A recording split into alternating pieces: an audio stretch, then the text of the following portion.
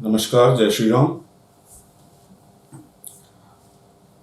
आज हम लोग बात थोड़ी सी करेंगे कि पाकिस्तान में चल क्या रहा है। अगर आप देखें तो पहले एक सीरीज आ रही है खबरों की पाकिस्तान से पिछले काफ़ी समय से कि अज्ञात हमलावरों ने आज इसको मार दिया, कल उसको मार दिया। आज खबर आई कि बालाकोट का जिसने प्लानिंग की थी उसको कोई मार गया। 2 दिन पहले खबर आई थी कि जिस आदमी ने वो कुलभूषण जाधव को ईरान से अगवा करके और पाकिस्तान की आईएसआई को बेचा था उसको मार दिया किसी ने। ये सब हो क्या रहा है? और इसको सबको लेकर के पाकिस्तान की सरकार, वहां की फौज और आईएसआई ये सब खामोश है। वरना इनके यहाँ नॉर्मली ये तुरंत भारत पे और रॉ पे उंगली उठाने में चूकते नहीं, लेकिन अभी अगर देखा जाए तो ये सब चुप बैठे। ना ये इन घटनाओं को एक्सेप्ट कर रहे हैं, ना इन घटनाओं के बारे में कोई बात कर रहे हैं। तो सवाल उठता है कि चल क्या रहा है। अब पाकिस्तान की आर्थिक हालत खराब है, ये सबको पता है। उनकी इकोनॉमी खत्म सी हो चुकी है, ये भी सब जानते हैं। कोलैप्स की स्थिति है, सब जानते हैं। और वो पाई पाई को मोहताज है। यहाँ एक चीज ये देखने वाली है कि जो उनके सेना के जनरल हैं, जनरल आसिम मुनीर, अगर आप उनकी स्थिति देखें तो पैसा है नहीं। सेना के अंदर इतना डिवीजन इमरान खान ने पैदा कर दिया है कि आज की डेट में सेना का कंट्रोल भी कहा जाए तो पूरी तरीके से 100% आसिम मुनीर के पास नहीं है। बहुत से कोर कमांडर्स और जो सीनियर ऑफिसर्स हैं उनसे आसिम मुनीर के संबंध बहुत अच्छे नहीं हैं। तो ऐसे में आसिम मुनीर के पास कंट्रोल तो है पाकिस्तान का भी और पाकिस्तान की आर्मी का भी, लेकिन फुल कंट्रोल में वो आदमी है नहीं। अभी उनका सुप्रीम कोर्ट का जज बदल गया है, वो जस्टिस काजी फायज ईसा को लाया गया है। अब एक तबका पाकिस्तान में ये मानता है कि जस्टिस जो फायज ईसा है ये आर्मी का खास आदमी है। वहीं दूसरे एक तबके का ये मानना है कि ये न्यूट्रल है। और कई बार इनके डिसीजंस में ऐसा दिखा भी है कि ये कई बार न्यूट्रल स्टैंड ले लेते हैं, आर्मी के खिलाफ भी चले जाते हैं। तो वहां पे अगर आप पावर सेंटर्स की बात करें तो आसिम मुनीर के पास जो है वो समझ लो आपकी एक अच्छा खासा पावर सेंटर है, लेकिन उस पावर सेंटर के अंदर भी आसिम मुनीर को एक कंफर्टेबल पोजीशन नहीं हासिल है। बाकी के जनरल्स जो हैं उनकी बहुत ज्यादा आसिम मुनीर से अच्छे रिलेशन नहीं है। अच्छा, इसके अलावा फाइनेंशियल हालत क्योंकि खराब है, तो पाकिस्तान आर्मी को जो पहले होता था कि पाकिस्तान का जो बजट बनता था उसका 60-70-80% तक पाकिस्तान आर्मी के पास आ जाता था, वो अब उसमें दिक्कत हो रही है, वहां से पैसा मिल नहीं रहा।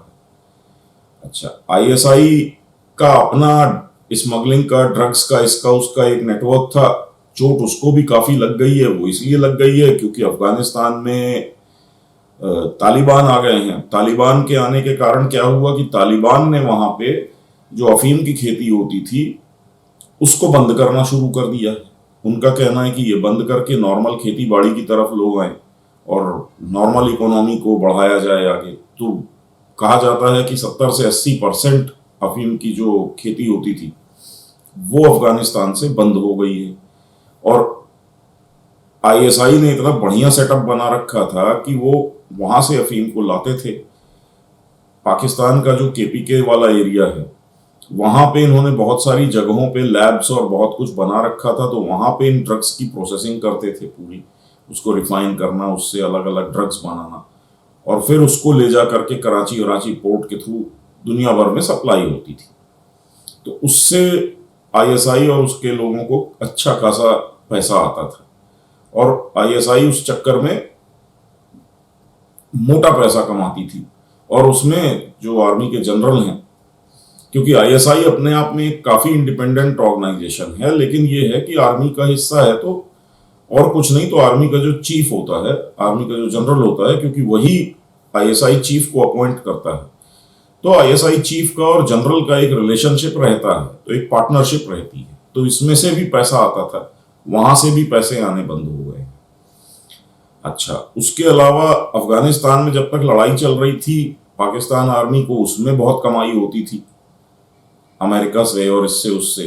अमेरिका निकल के चला गया तो वो पैसा बंद हो गया, क्योंकि इसमें क्या होता था कि अमेरिका की पूरी सप्लाई, अगर वहां पे उसके जो सोल्जर्स हैं उनको राशन भी अमेरिका भेजता था, तो वो पहले कराची आता था, कराची के पोर्ट पे उतरता था और वहां से ट्रांसपोर्ट होकर के बाई रोड अफगानिस्तान के अंदर अमेरिकन बेसेस तक पहुंचता था। राशन, पानी, गोली बारूद, एम्यूनिशन, सब कुछ, मशीनरी, इक्विपमेंट। यहां पे ये बात ध्यान देने वाली है कि जब अमेरिका अफगानिस्तान से निकल के जा रहा था, तो अमेरिका का ये कहना था कि हमको अपने इक्विपमेंट निकालने हैं, और उस समय पाकिस्तान ने इनको रास्ता देने से मना कर दिया।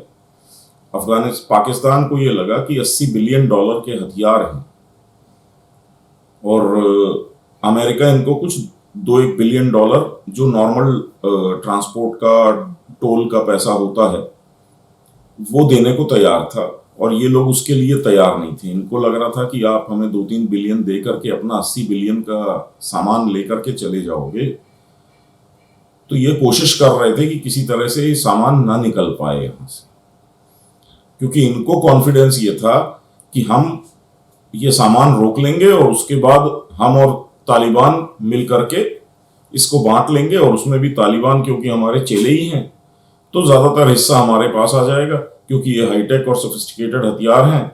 तालिबान इनका क्या करेगा, वो तो इसको चला वाला पाएंगे नहीं, और क्योंकि हम लोगों को अमेरिकन वेपन्स और इक्विपमेंट यूज करने की सालों से आदत है, तो ये इक्विपमेंट्स तो हम लोग यूज कर लेंगे आराम से अपनी आर्मी में।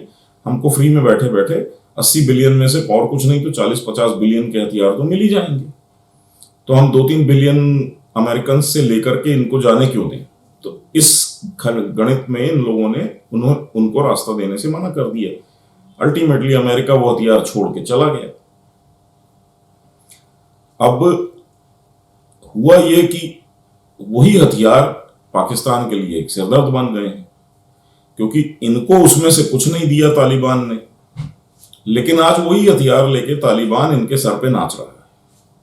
अब स्थिति यह है कि बॉर्डर पे तालिबान जो खड़े हुए हैं उनके पास पाकिस्तान आर्मी से ज्यादा खतरनाक हथियार है, और वो उसका भरपूर प्रयोग कर रहे हैं। रोज की तादाद, मतलब आप समझ लीजिए कि पाकिस्तान आर्मी ऑफिशियली एक्सेप्ट करती है रोज कि आज हमारे 5 आदमी मार दिए, आज हमारे 6 आदमी मार दिए, आज हमारे 10 आदमी मार दिए। ये इनके ऑफिशियल आंकड़े हैं। अनऑफिशियल लोगों का कहना है कि ये इससे कई गुना ज्यादा है, क्योंकि ये कई बार कई घटनाओं को तो ये कबूलते ही नहीं है अगर वहां पे मीडिया और बाकी लोगों में रिपोर्ट ना हो, या कई बार उसको लिपापोती कर जाते हैं कि जैसे बम धमाका हुआ और टेररिस्ट अटैक हुआ, फिदायीन हमला हुआ, जिसमें कि सारे जो हमलावर हैं वो भी मारे गए। तो ऐसे में क्या होता है कि जो अटैकिंग ऑर्गेनाइजेशन है वो अपना दावा करती है कि भाई 4 आदमी हमारे मारे गए और कम से कम उन्होंने 14 मारे, और फिर ये यहां से बोलते नहीं जी हमारे तो 2 ही मरे हैं, 4 आतंकवादी मरे हैं, 6 लोग मरे।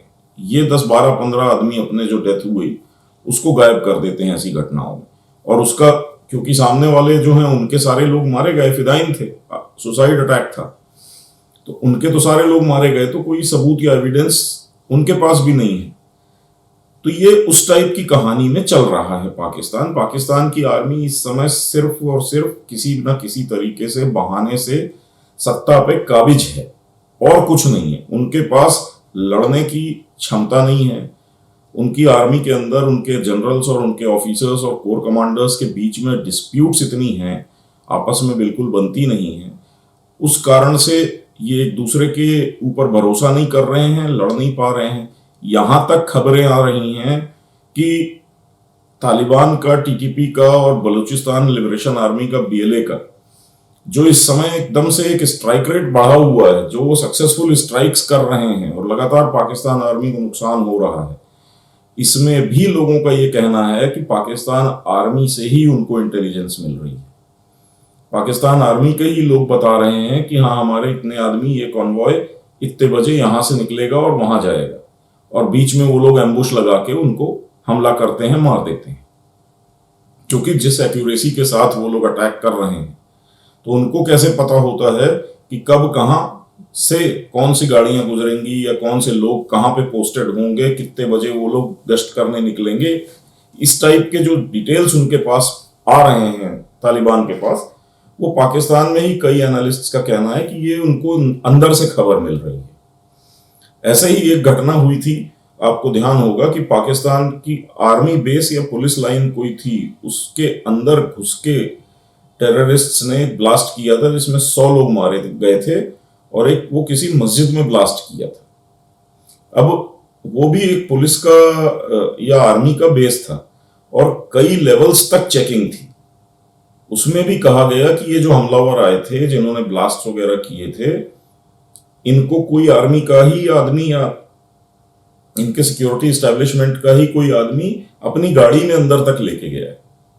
क्योंकि गेट से लेकर के अंदर तक कई लेवल पे कई बार आईडी से लेकर के सब कुछ चेक होता है। उसके बाद ये लोग अंदर कैसे चले गए, और अंदर ये 100 पुलिस वाले या 100 आर्मी वाले ही थे। ये उन्हीं की कॉलोनी थी, उन्हीं का पूरा कैंपस था, उन्हीं की उसके अंदर मस्जिद थी, और ये सारे उस समय वहां पे इकट्ठा थे। कोई त्योहार था या क्या था, अभी कुछ इसी साल की घटना।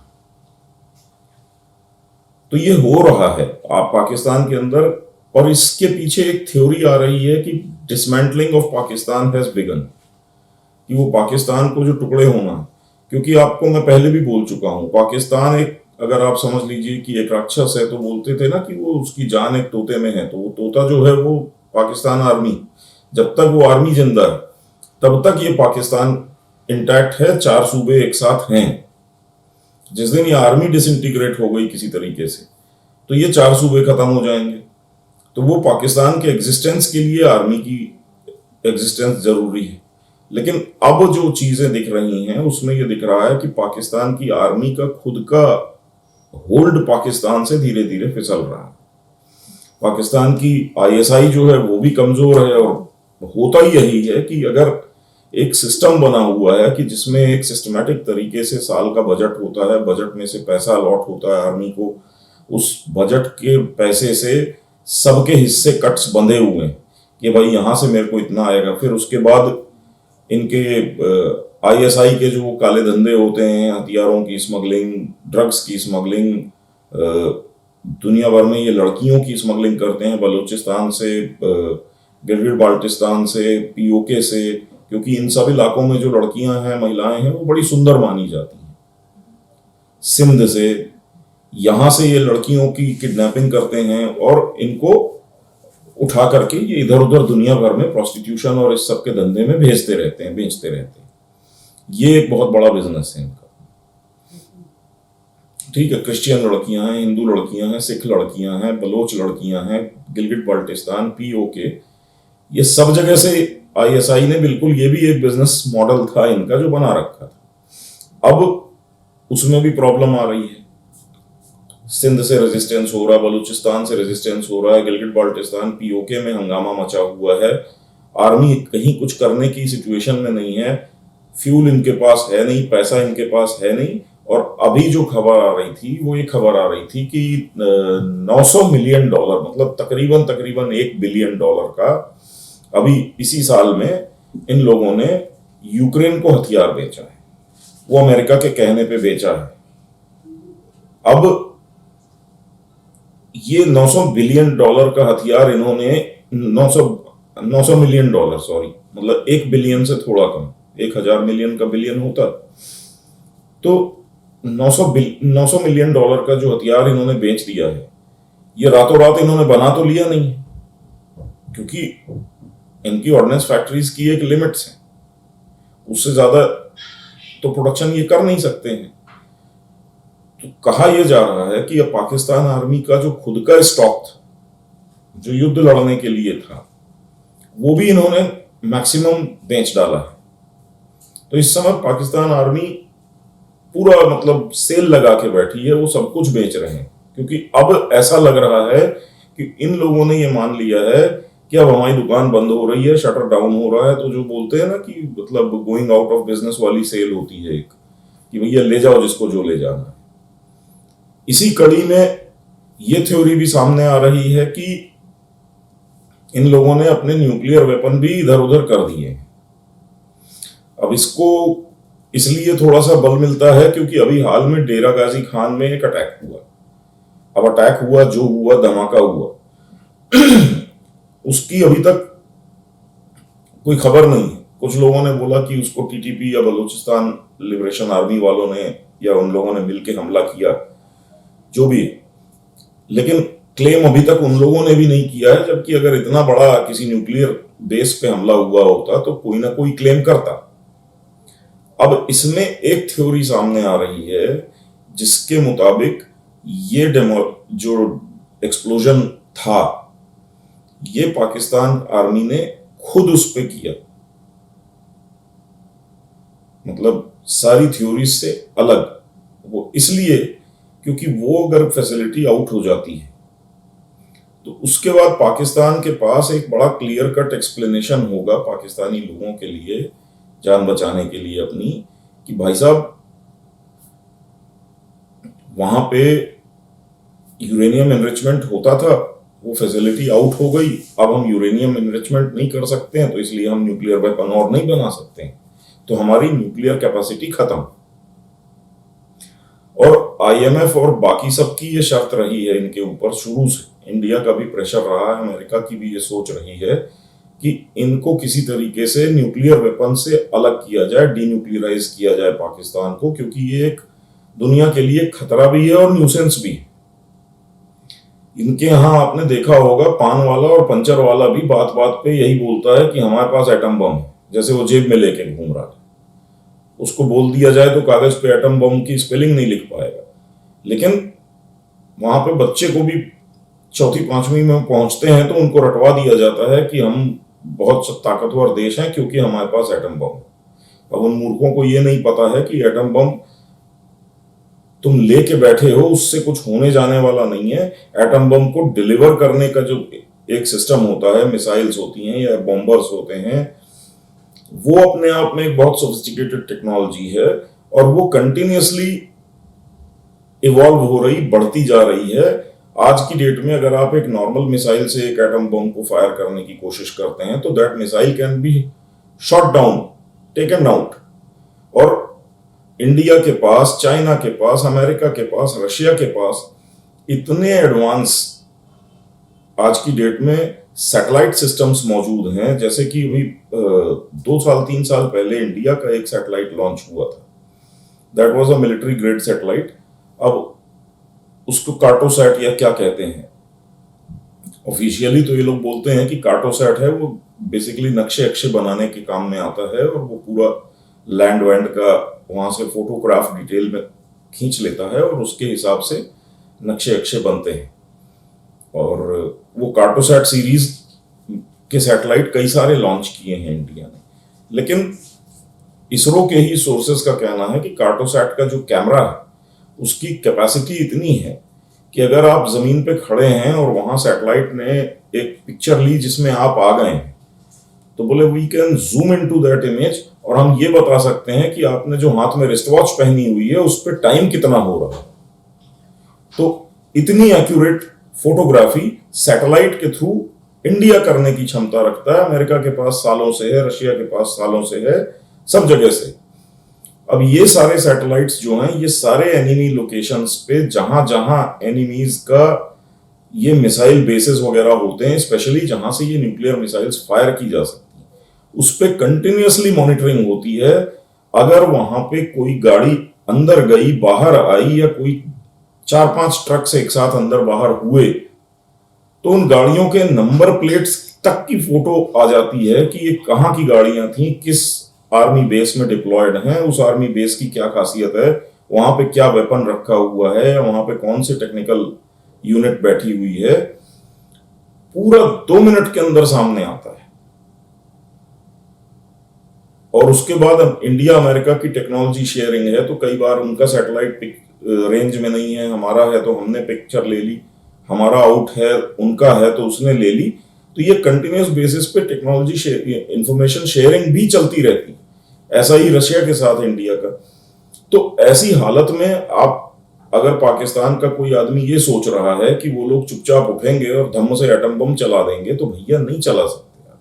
आपने जैसे ही अपने यहाँ इसकी तैयारी की, आपने मिसाइल्स को रेडी करना शुरू किया, आपके उस मिसाइल बेस पे हलचल शुरू हुई, हल्का सा भी मूवमेंट हुआ तो तुरंत उस पर मॉनिटरिंग शुरू हो जाती है। और जैसे ही ये लगेगा कि भाई यहां से ये लोग मिसाइल फायर करने वाले हैं, या तो फायरिंग के पहले ही उस पर एक मिसाइल आके गिर जाएगी कहीं से, और या मिसाइल फायर होते ही उसको इमीडिएटली शूट डाउन करने की तैयारी हो जाएगी, और वो आप ही के आसमान के ऊपर वो मिसाइल मार के गिरा दी जाएगी। तो ये पाकिस्तान की आर्मी को, वहां के एस्टेब्लिशमेंट को ये पता है बहुत अच्छे से कि भाई हम एटम बम रखे जरूर हैं, लेकिन हम इसको चलाने की हमारे पास अब काबिलियत नहीं है, क्योंकि पाकिस्तान की वो हैसियत नहीं है कि वो लगातार अपनी मिसाइल टेक्नोलॉजी को अपग्रेड करता रहे, ताकि एंटी मिसाइल सिस्टम से एक कदम आगे आपका मिसाइल सिस्टम हमेशा बना रहे। इनके पास जो मिसाइल सिस्टम्स हैं वो बहुत पुराने हैं। इंडिया के पास उनको हिट करने के लिए उसके कई जनरेशन आगे तक के मिसाइल, एंटी मिसाइल सिस्टम्स मौजूद हैं। तो वो इनको ये बात पता था। दूसरा, न्यूक्लियर ट्रायड का एक कंसेप्ट होता है। इनको ये प्रॉब्लम थी कि हम इंडिया को हिट कर देंगे और एक स्ट्राइक हम इंडिया के ऊपर करेंगे और इंडिया एकदम से अपाहिज बन के बैठ जाएगा उस स्ट्राइक के बाद। तो एक लिमिट तक ये बात भी सही थी, लेकिन उसके बाद इंडिया ने सेकंड स्ट्राइक कैपेबिलिटी डेवलप कर ली।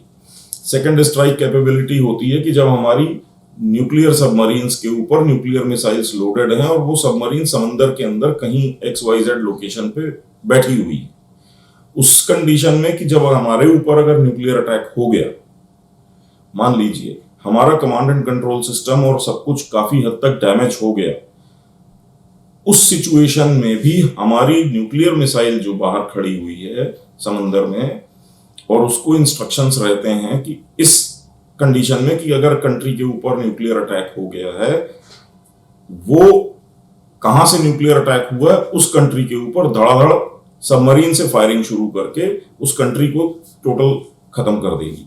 तो ये सेकंड स्ट्राइक।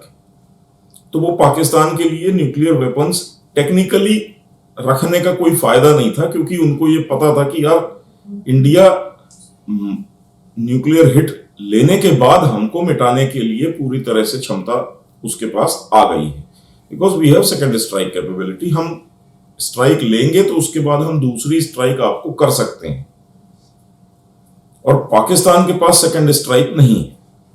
तो अगर कहीं इंडिया ने फर्स्ट स्ट्राइक कर दी तो पाकिस्तान खत्म ही हो जाएगा, उनके पास सेकंड स्ट्राइक की ताकत नहीं।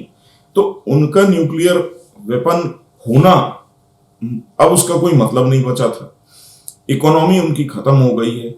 सऊदी अरब से लेकर के UAE से लेके IMF और अमेरिका, सबका प्रेशर उनके ऊपर यही था कि आप अपना न्यूक्लियर वेपन सरेंडर कर दो और हम आपको इकोनॉमिकली हेल्प करने को तैयार है। तो ये चीज, अच्छा, ये इसलिए भी क्योंकि मैं पहले भी आप लोगों को बोल चुका हूं कि इनके न्यूक्लियर वेपन प्रोग्राम को पूरी तरीके से सऊदी अरब ने फंड किया था, और सऊदी अरब बड़ा क्लियरली इनको बोल के रखा हुआ है कि आप सिर्फ केयर टेकर हो, वेपन ये हमारे ही हैं। तो अभी जो खबरें आ रही हैं वो ये आ रही हैं कि सऊदी अरब ने ये सारे वेपन्स, अमेरिका और सऊदी अरब ने मिलके वहां से एक्सट्रैक्ट कर लिए हैं। सऊदीज की कंडीशन, शर्त ये थी अमेरिका के सामने कि सारे वेपन आएंगे हमारी जमीन पे, हमारी सॉइल पे, और अमेरिकन्स की शर्त ये थी कि ठीक है लेकिन आपको हैंडओवर हम नहीं करेंगे। एक गलती हो गई थी पाकिस्तान को हैंडओवर करते हुए, अब आपके हाथ में हम नहीं देंगे।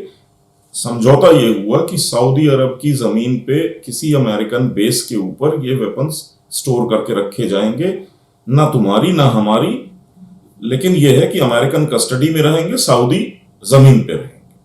तो अभी ये कुछ इंटेलिजेंस इनपुट्स ये आ रहे हैं बड़े क्रेडिबल तरीके से कि ये चीज कर ली गई है।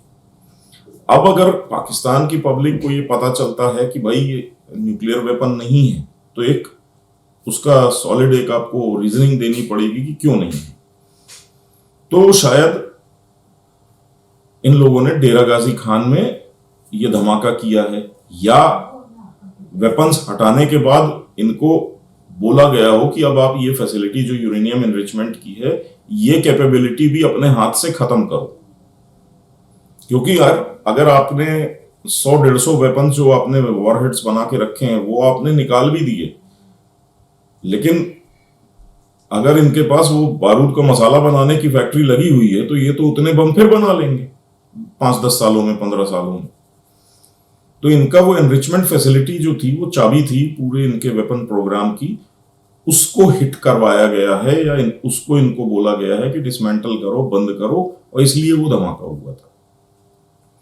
और आज अगर मैं देख रहा हूं तो पाकिस्तान की आर्मी बड़ी सरेंडर टाइप की सिचुएशन में इंडिया के सामने बैठी हुई है। वो इंडिया के साथ ना कोई एग्रेशन दिखा रहे हैं, ना कुछ कर रहे हैं, ना कोई बयान दे रहे हैं। एक के बाद एक वहां पे मतलब एक फ्री रन टाइप मिला हुआ है, लोग मारे जा रहे हैं। जितने इंडिया के लिए क्रिटिकल और इम्पोर्टेंट टारगेट्स थे, सब एक एक करके एलिमिनेट होते जा रहे हैं। और पाकिस्तान की तरफ से ऑफिशियली कोई ऐसा बयान नहीं आ रहा कि ये इंडिया करवा रहा है जी।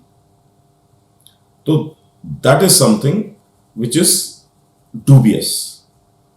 तो देखते जाइए आगे क्या होता है।